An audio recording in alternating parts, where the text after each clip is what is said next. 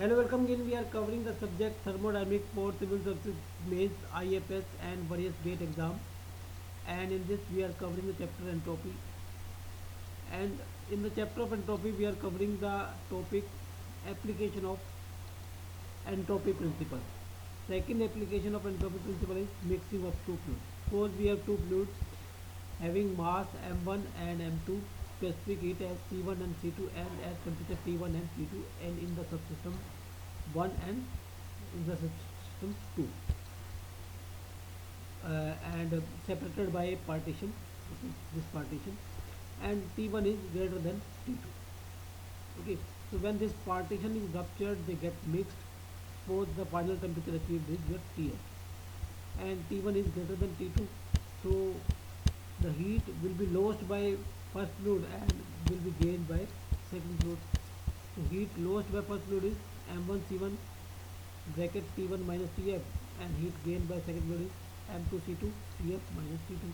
From this we can get Tf comes out as m1 c1 T1 plus m2 c2 T2 divided by m1 c1 plus m2 c2. Okay, so now we want to calculate the entropy change. So we will calculate the entropy change of first subsystem and entropy change of second subsystem. Here these two subsystem or the whole system is insulated or covered by an adiabatic controller. So there is no outside heat transfer. So this can be treated as a system, and this can be taken as a surrounding, or this can be taken as system, or this can be taken as surrounding. Okay, or these are two individually subsystem within a main system.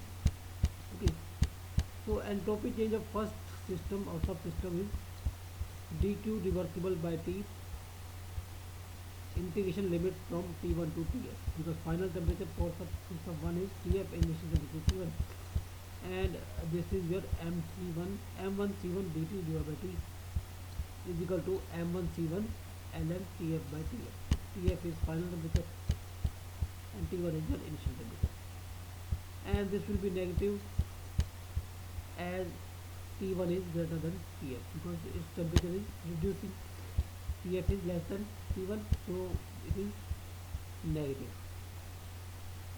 Heat is taken from it, so it is negative. And for subsystem 2, the entropy change is dq by t. dq is m2 c2 d2 dt by t, and limits are initial temperature is T2 and final temperature Tf. So it becomes m2 c2 ln Tf by T2. As T2 is less than Tf, because its temperature would increase, so change in entropy of system 2 will be positive. Or we can say the entropy of universe, if we consider one of them as a system and other as surroundings. Suppose we are considering this as system and this as surroundings, then the entropy change of this universe will be your entropy change of system 1 and entropy change of system 2. So m1 c1 ln Tf by Ta1 plus m2 c2 ln Tf by T2. So this entropy change will come out, or entropy change of universe will come out as positive. If come out as positive, then the process is irreversible. Actually, this is your mixing process, and the mixing process is irreversible process, so it will be positive. But here this entropy change of 1 and entropy change of 2 are found by considering the reversible processes, because this is the method that we have studied.